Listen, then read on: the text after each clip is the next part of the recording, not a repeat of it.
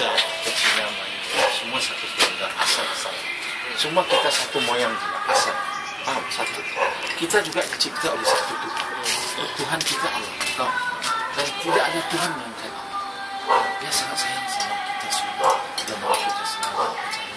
Dia bagi kita makan minum semua. Dia bagi satu kepada agama, perintah.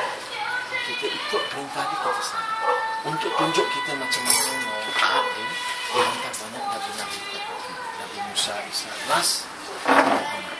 Dia juga Nabi untuk tunjuk bangsa. Dia sudah meninggal. Karena wakil mau ajak kamu masuk Islam. Masuk Islam, saya maju. Mengaku jangan Tuhan bukan Allah. Mengaku Muhammad itu Rasulullah. Mampu masuk Islam.